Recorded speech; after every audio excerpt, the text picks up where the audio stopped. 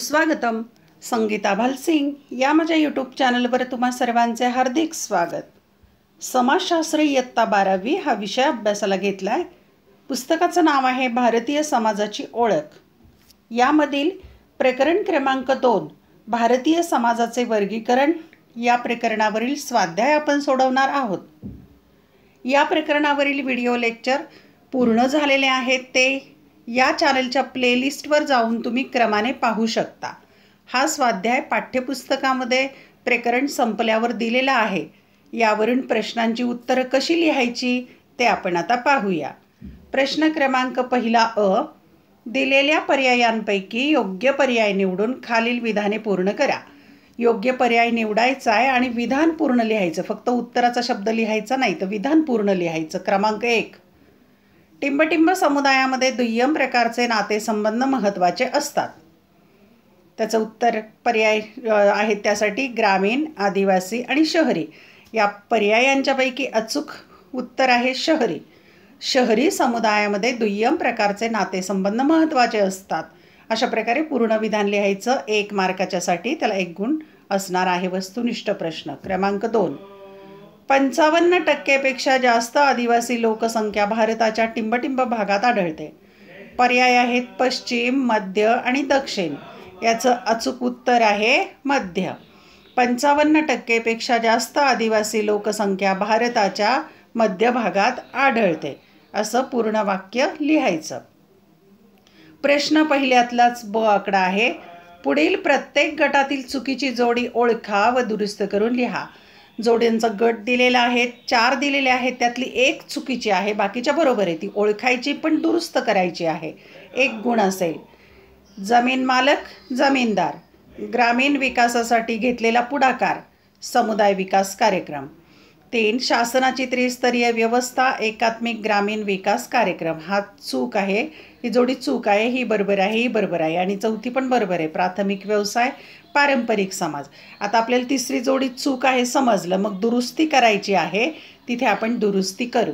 शासनाची त्रिस्तरीय व्यवस्था म्हणजे पंचायती राज असं उत्तर लिहायचं. प्रश्न पहिल्यातलाच क प्रश्न आहे. प्रत्येक विधान वाचा आणि चौकटीत दिलेल्या योग्य संज्ञा ओळखून लिहा. शहरी समुदाय, देवराई आणि ग्रामदेवता असे चौकटीमध्ये शब्द दिलेत आणि खालील विधानाला यातले कोणते लागू होतात ते पाहू. क्रमांक 1. आदिवासी समुदायातील पवित्र वने, पवित्र वन किंवा जंगल आहे त्याला देवराई असं म्हटलं आहे. क्रमांक 2चं विधान आहे पांढरपेशी गुन्हेगारीची उदाहरणे.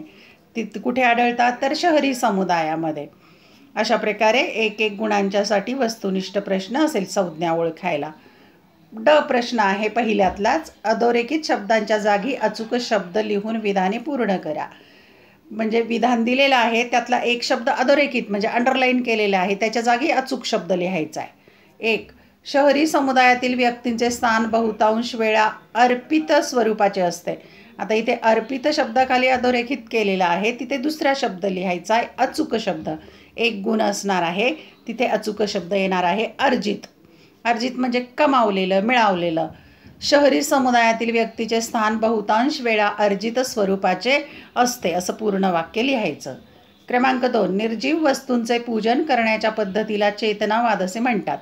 आता पहा पुस्तकात प्रिंटिंग दोष झालेला आहे परंतु हे विधान पूर्ण बरोबर आहे. निर्जीव वस्तूंचे पूजन करण्याच्या पद्धतीला चेतनावाद हाच शब्द इथे योग्य आहे.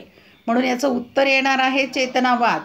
मग आता थोडंसं इथे समजावून घेऊया आपण की 2 संकल्पना महत्त्वाच्या आहेत. एक तर जीवात्मावाद म्हणजे पूर्वजांच्या आत्म्याचे पूजन आणि चेतनावाद म्हणजे दगड, लाकूड यासारख्या कोणत्याही निर्जीव वस्तूंवरील श्रद्धा. म्हणजे जर इथं जीवात्मावाद असा शब्द दिला असता तर मग उत्तर चेतनावाद. पण चेतनावाद दिलेलं आहे म्हणून हे उत्तर चेतनावाद. हे लक्षात घ्या. प्रिंटिंग दोष असू शकतो पुस्तकामध्ये. प्रश्न क्रमांक आहे 2. टिपा लिहा. 1. आदिम समुदायाच्या समस्या. 2. शहरी समुदायाची वैशिष्ट्ये. 4 गुणांच्यासाठी असतो हा प्रश्न. किती गुणांना आहे ते विचार करून उत्तर किती लिहायचं ते ठरवायचं. पाहूया आपण सविस्तर. टिपा. 1. आदिम समुदायाच्या समस्या. उत्तर. आदिम समुदायाच्या समस्या पुढील प्रमाणे आहेत. 1. जंगल व आदिवासी जमिनींपासून अलगता. वनप्रदेश आणि तेथील संसाधने ही आदिम समाजाच्या उपजीविकेची प्रमुख साधने होत. आदिम समाज जमिनींपासून अलग होण्याची सुरुवात ब्रिटिश कालखंडापासून झाली. याखेरीज सावकार, जमीनदार आणि व्यापाऱ्यांनीही आदिम समाजाच्या जमिनींवर ताबा घेतला होता. औद्योगिकीकरण आणि धरण बांधकामामुळे शासनानेही आदिम समाजाच्या जमिनींचे संपादन केले. दुसरी समस्या आहे दारिद्र्य आणि कर्जबाजारीपणा. आदिम जमातीचे व्यवसाय साध्या तंत्रज्ञानावर आधारित आहेत. बहुतांश आदिम जमाती दारिद्र्य रेषेखाली जीवन जगत आहेत. स्थानिक सावकार आणि जमीनदार या परिस्थितीचा फायदा घेऊन आदिम जमातींचे शोषण करतात. कर्जाची परतफेड करण्यासाठी आदिम व्यक्तीला जमीन तारण ठेवावी लागते किंवा विकावी लागते. पुढची समस्या क्रमांक 3 आहे अनारोग्य आणि कुपोषण. भारतातील बहुतांश आदिम जमाती पाण्यापासून होणाऱ्या संसर्गजन्य रोगांनी बाधित आहेत. लहान मुले जन्मतःच कुपोषित असतात. कुपोषणामुळे बालमृत्यूचे प्रमाण अधिक आहे. 4. निरक्षरता. भारतात सर्वाधिक निरक्षरता आदिवासी समुदायात आहे. दारिद्र्यामुळे मुलांनी अर्थार्जन करावे अशी पालकांची अपेक्षा असते. वस्तीपासून दूर अंतरावर शाळा असतात. अभ्यासक्रम ज्या भाषेत आदिवासी अनभिज्ञ आहेत त्यात शिकवला जातो. शासकीय प्रयत्नानंतरही आदिवासी समुदायात शिक्षणाविषयी स्वारस्य निर्माण झालेले नाही. दुसरा प्रश्न आहे शहरी समुदायाची वैशिष्ट्ये. शहरी समुदायाची वैशिष्ट्ये पुढीलप्रमाणे आहेत. 1. बहुजिन्सीपणा. शहरी समुदायात सामाजिक व सांस्कृतिक बहुजिन्सीपणा असतो. जाती, भाषा, धर्म, वर्ग आणि व्यवसायांची विविधता असते. 2. लोकसंख्येची अधिक घनता. ग्रामीण समुदायाच्या तुलनेत शहरी समुदायात लोकसंख्येची घनता अधिक असते. त्याचे कारण ग्रामीण भागातील लोक शहरी भागात सतत स्थलांतर करीत असतात. क्रमांक 3. विभिन्न व्यवसाय. शहरात व्यवसायांचे विशेषीकरण झाले असल्याने व्यापार, उत्पादन, व्यावसायिक व शासकीय सेवेत लोकांना रोजगार प्राप्त होत असतो. 4. सामाजिक गतिशीलता. शहरी भागात वर्गव्यवस्थेचे प्राबल्य असल्याने शिक्षण व व्यवसाय महत्त्वाचे असतात. स्वबळावर व गुणवत्तेच्या आधारे व्यक्तीस आपला सामाजिक दर्जा वाढवता येतो. 5. दुय्यम नातेसंबंध. शहरी समुदायात व्यक्तीतील सामाजिक संबंध औपचारिक, व्यक्तिनिरपेक्ष आणि तुटक असतात. 6. विभक्त कुटुंब पद्धती. नोकरी व्यवसायाच्या कारणास्तव स्थलांतर करणाऱ्या व्यक्तींचे कुटुंब पती, पत्नी आणि त्यांची जननी इतपत मर्यादित असते. 7. पायाभूत सेवांची उपलब्धता. पिण्याचे पाणी, वीज, गॅस, इंटरनेट, टेलिफोन, रस्ते व वाहतुकीच्या साधनांची उपलब्धता शहरात अधिक असते. 8. औपचारिक सामाजिक नियंत्रण. विधिनियम, पोलीस व न्याय यंत्रणा ही सामाजिक नियंत्रणाची साधने आहेत. प्रश्न क्रमांक 3 आहे फरक स्पष्ट करा. 1. ग्रामीण अर्थव्यवस्था आणि शहरी अर्थव्यवस्था. 2. आदिम समुदाय आणि शहरी समुदाय यातील फरक सविस्तररित्या आपण पाहूया क्रमाने. ग्रामीण अर्थव्यवस्था. 1. ग्रामीण अर्थव्यवस्था कृषीप्रधान आहे. ग्रामीण भागातील 20% लोकसंख्येच्या उपजीविकेचे एकमेव साधन शेती व शेतीशी निगडित व्यवसाय आहे. 2. स्वातंत्र्योत्तर कालखंडात ग्रामीण अर्थव्यवस्थेला ऊर्जितावस्था प्राप्त व्हावी यासाठी कृषी मालावर प्रक्रिया करणारे उद्योग सहकारी तत्वावर सुरू करण्यात आले. 3. ग्रामीण अर्थव्यवस्थेवर बड्या जमीनदार वर्गाचे वर्चस्व आहे. 4. ग्रामीण अर्थव्यवस्थेत छोटे व सीमांत शेतकरी व शेतमजूर दुर्बल घटक आहेत. आता शहरी अर्थव्यवस्थेचं पाहूया माहिती. 1. शहरी अर्थव्यवस्था बाजारपेठ आधारित आहे. कारखानदारी व सेवा क्षेत्रात लोकांना रोजगार उपलब्ध होतात. 2. स्वातंत्र्यपूर्व कालखंडात 19व्या शतकाच्या माध्यमातून औद्योगिक शहरे विकसित झाली. स्वातंत्र्योत्तर कालखंडात औद्योगिकीकरणास प्रोत्साहन देण्यात आले. 3. शहरी अर्थव्यवस्थेवर कारखानदार भांडवलदार वर्गाचे वर्चस्व आहे. 4. शहरी अर्थव्यवस्थेत असंघटित क्षेत्रातील कामगार हे दुर्बल घटक आहेत. पुढचा फरक आहे आदिम समुदाय म्हणजेच आदिवासी समुदाय. आणि 1. आदिवासी समूह विखुरलेले असून एक जमात दुसऱ्या जमातीपासून अलग असते. 2. दळणवळणाच्या अपुऱ्या साधनांमुळे या समूहांचा बाहेरच्या जगाशी फारसा संपर्क नसतो. त्यांचे जीवन त्यांच्याच भूप्रदेशात सामावलेले असते. 3. या समुदायाचे जीवन सर्वस्वी निसर्गावर अवलंबून असते, त्यामुळे त्यांच्या जीवनावर निसर्गाचा प्रभाव असतो. 4. या समुदायात शैक्षणिक व आर्थिक मागासलेपण आढळते. शिक्षण आणि रोजगाराच्या सोयी अत्यल्प असतात. आता शहरी किंवा नागरी समुदाय. 1. शहरी समुदाय अनेक जाती, धर्म, पंथ यांनी बनलेला असून हे लोक एकमेकांजवळ एकाच वस्तीत राहतात. 2. दळणवळणाच्या साधनांमुळे विविध शहरे व खेडी एकमेकांशी जोडलेली असून हवाई मार्गाने परदेशांशीही जोडली गेली आहेत. नोकरी, धंदा, व्यवसाय याकरिता शहरी लोकांना घरापासून दूर जावे लागते व इतरांची मदत घ्यावी लागते. 3. या समुदायावर कृत्रिम व मानवनिर्मित पर्यावरणाचा प्रभाव अधिक असतो.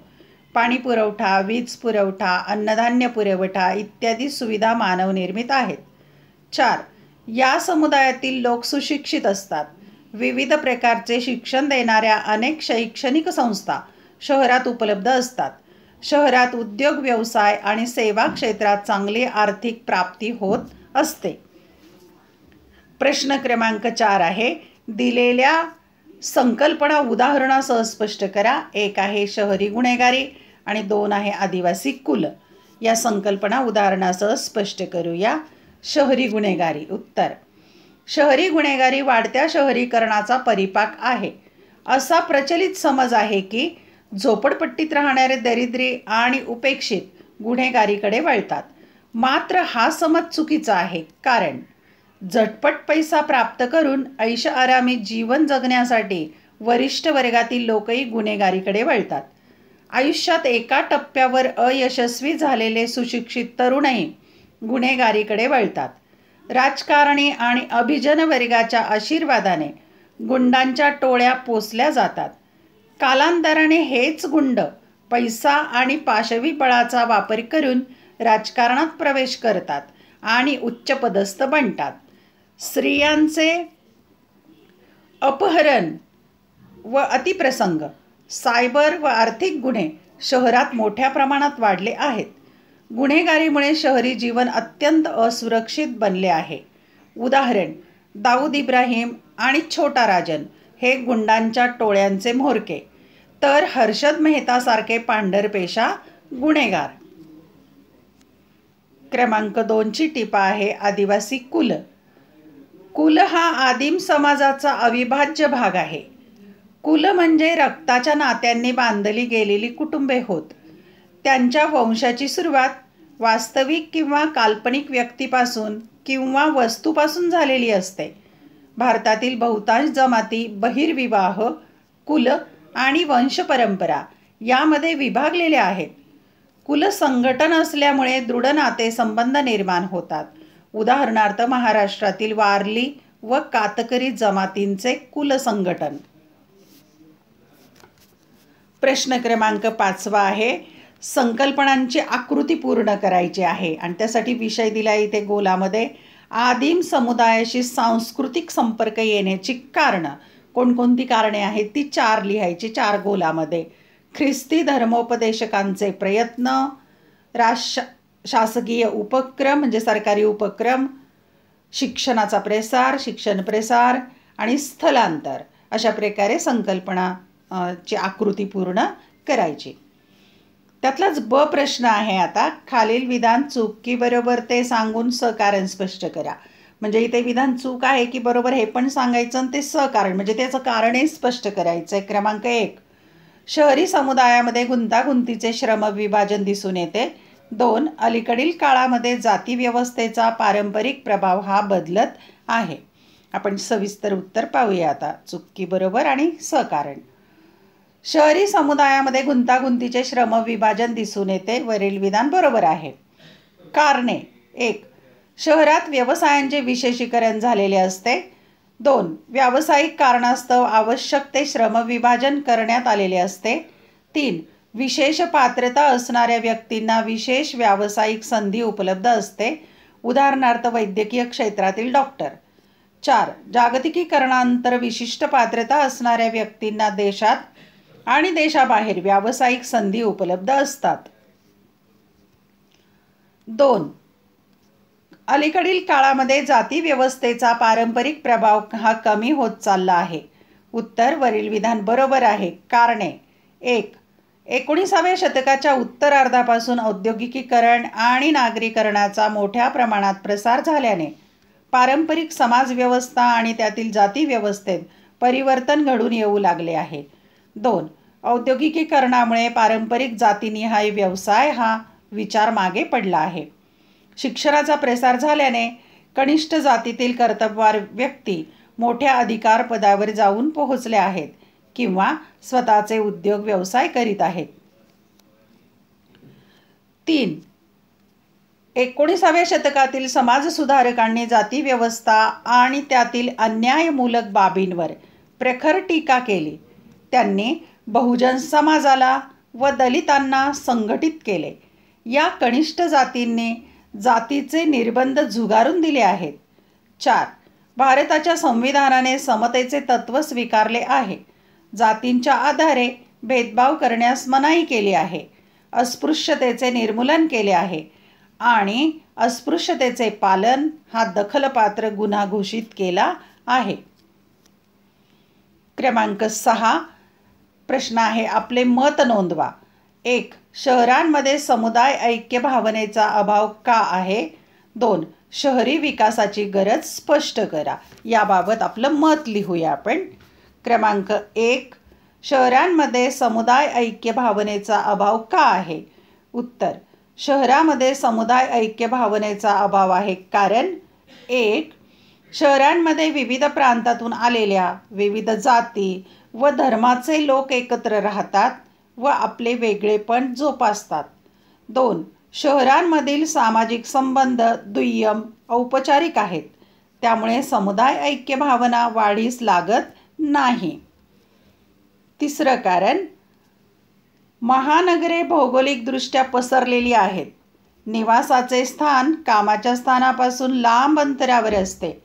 निवासी क्षेत्रात व्यक्तीचे वास्तव्य दिवसातील अल्पकाळ असल्याने इतरांच्या संपर्कात ते येत नाहीत. 4. फ्लॅट संस्कृतीच्या प्रसारामुळे आपल्या शेजारी कोण राहतात तेही अनेकांना माहीत नसते. प्रत्येक कुटुंब स्वकेंद्रित असते. ते समुदाय ऐक्य भावनेला पोषक नसते. क्रमांक 2. शहरी विकासाची गरज स्पष्ट करा. याबाबत मत लिहायचे. उत्तर: शहरी विकासाची गरज पुढील प्रमाणे स्पष्ट करता येईल. 1. स्वातंत्र्योत्तर कालखंडात ग्रामीण भागातून शहरी भागात लोकांचे स्थलांतर मोठ्या प्रमाणात झाले आहे. सन 2030 अखेर भारतातील बहुसंख्य लोकांचे वास्तव्य शहरात असेल. 2. औद्योगिक उत्पादनाची चक्रे शहरी भागातच फिरतात. त्यातून रोजगारांची निर्मिती होते. 3. राष्ट्रीय उत्पन्नात शहरी भागाचा वाटा 70% अधिक आहे. 4. जागतिकीकरणाच्या या कालखंडात टिकून राहायचे असेल तर शहरांचा विकास करणे गरजेचे आहे. प्रश्न क्रमांक शेवटचा 7वा प्रश्न आहे. पुढील प्रश्नाचे उत्तर सविस्तर लिहा. त्याला 10 गुण आहेत पहा आणि कमीत कमी 150 शब्दात लिहायचं. दीर्घोत्तरी महत्त्वाचा प्रश्न. पारंपरिक समाज रूढी, परंपरा आणि श्रद्धांना अनुसरून वागणारा असतो. वरील विधान कुटुंब अथवा धर्मव्यवस्थेच्या संदर्भाने उदाहरणे देऊन स्पष्ट करा. पारंपरिक समाजात बदल घडवून आणण्याच्या 3 मार्गावर चर्चा करा. दीर्घोत्तरी प्रश्न 10 गुणांचा. सविस्तर उत्तर पाहूया आपण. उत्तर: अ. पारंपरिक समाज. भारतातील ग्रामीण समुदाय हा परंपरानिष्ठ समाज आहे. ग्रामीण समाजावर रूढी, परंपरा व श्रद्धांचा पगडा असल्याने कालबाह्य झालेल्या परंपरा व अंधश्रद्धांच्या आधारे सामाजिक नियमन होत असते. ग्रामीण समुदायातील बहुसंख्य लोक निरक्षर किंवा अर्धशिक्षित असल्याने विवेकनिष्ठ पद्धतीने सामाजिक संस्था व व्यवहाराकडे बघण्याची क्षमता त्यांच्यात नसते. प्रस्थापित नेतृत्वाचे हितसंबंध हे सामाजिक रूढी व परंपराशी निगडीत असल्याने त्या विरुद्ध वक्तव्य वा कृती करणाऱ्या समाजसुधारकांना सामाजिक रोषास सामोरे जावे लागले होते. उदाहरणे पाहूया याची. कुटुंब व्यवस्थेच्या संदर्भात पारंपरिक समाजावरचा रूढी, परंपरा व अंधश्रद्धांचा पगडा पुढील उदाहरणाद्वारा स्पष्ट होईल. 1. बालविवाह. मध्ययुगापासून बालविवाहाची प्रथा रूढ झाली. ब्रिटिश राजवटीत व स्वातंत्र्योत्तर कालखंडात बालविवाह प्रतिबंधक कायदे करण्यात आले असले तरीही हे ग्रामीण भागात आणि विशेषतः मागास राज्यात बालविवाह मोठ्या संख्येने होतात. बालविवाहातून बालविधवा आणि सतीची प्रथा जन्माला येते. रूपकंवर सारख्या सती प्रकरणाचे धर्माच्या नावाने उदात्तीकरण केले जाते. 2. स्त्रियांचे दुय्यम स्थान. पुरुषप्रधान समाज आणि पितृसत्ताक कुटुंबात स्त्रियांचे स्थान दुय्यम किंवा गौण आहे. 19व्या शतकाच्या उत्तरार्धापर्यंत त्यांना शिक्षणाचा अधिकार नाकारण्यात आला. आर्थिकदृष्ट्या त्या परावलंबी होत्या आणि मनुस्मृतीसारख्या ग्रंथात शूद्रांपेक्षा स्त्रियांना हीन लेखण्यात आले होते. मनुवादी विचारांचा पगडा आजही ग्रामीण समाज आणि परंपरानिष्ठ कुटुंबावर असणे हे दुर्दैवी वास्तव आहे. 20व्या शतकात स्त्री पुरुष समानता सैद्धांतिक पातळीवर स्वीकारण्यात आली असली तरी स्त्रियांचे कुटुंबातील दुय्यम स्थान हे शहरी भागातील सुशिक्षित कुटुंबातील वास्तव परिस्थिती आहे. 2. 3. हुंडा पद्धत. 21व्या शतकात केवळ परंपरागत ग्रामीण समाजात नव्हे तर सुशिक्षित पांढरपेशा मध्यमवर्गीयांमध्ये हुंडा पद्धत उघड वा सुप्तपणे प्रचलित आहे. या अमानुषी पद्धतीतून मंजुश्री सारडासारखी हुंडाबळीची प्रकरणे घडत असतात. काही उघडकीस येतात. हुंड्याची लग्नाआधी आणि लग्नानंतर मागणी करणे आणि त्यासाठी नववधूचा छळ करणे आणि अपवादात्मक प्रकरणात नववधूचे दहन करणे हा या कालबाह्य आणि अमानुषी सामाजिक रूढीचा परिपाक आहे. क आकडा पाहूया आपण. समाजात बदल घडवून आणण्याचे 3 मार्ग. 1. कठोर कायदे व त्यांची कसोशीने अंमलबजावणी. बालविवाह प्रतिबंधक, हुंडा प्रतिबंधक आणि कौटुंबिक हिंसाचार प्रतिबंधक कायदे करण्यात आले आहेत. त्यात सुधारणा करून त्यातील पळवाटा दूर केल्या पाहिजेत. शासकीय यंत्रणेने या कायद्याचा भंग करणाऱ्यांविरुद्ध कठोर कारवाई केली पाहिजे. समाजाने त्यांना वाळीत टाकले पाहिजे. 2. सामाजिक मानसिकतेत बदल. केवळ कायदे करून सामाजिक सुधारणा घडून येत नाही.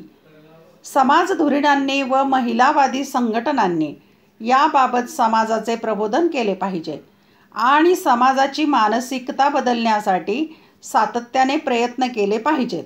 प्रसारमाध्यमांना या कार्यात सक्रियरित्या सहभागी करून घेतले पाहिजे. शासनाने सामाजिक प्रबोधनाच्या उपक्रमांना सर्वतोपरी सहाय्य केले पाहिजे. 3. शिक्षण. शिक्षणाच्या प्रसाराद्वारा स्त्री पुरुष समानता, सामाजिक न्याय व स्वातंत्र्य ही मूल्ये रुजवली पाहिजेत. स्त्री शिक्षणास प्राधान्य देऊन त्यांना अन्यायाविरुद्ध संघर्ष करण्यास प्रवृत्त केले पाहिजे. सामाजिक मानसिकतेत बदल करण्यासाठी ग्रामीण भागात प्रौढ शिक्षणाचे उपक्रम राबवून परंपरानिष्ठ मानसिकता बदलण्यासाठी प्रयत्न केले पाहिजेत. अशा प्रकारे प्रश्नांची उत्तरं लिहायची. धन्यवाद. व्हिडिओ लेक्चर आवडल्यास चॅनल सबस्क्राईब करा, बेल आयकॉन प्रेस करा म्हणजे नवीन व्हिडिओ मी पोस्ट केला की त्याचं नोटिफिकेशन तुम्हाला आपोआप मिळेल. अभ्यासासाठी शुभेच्छा.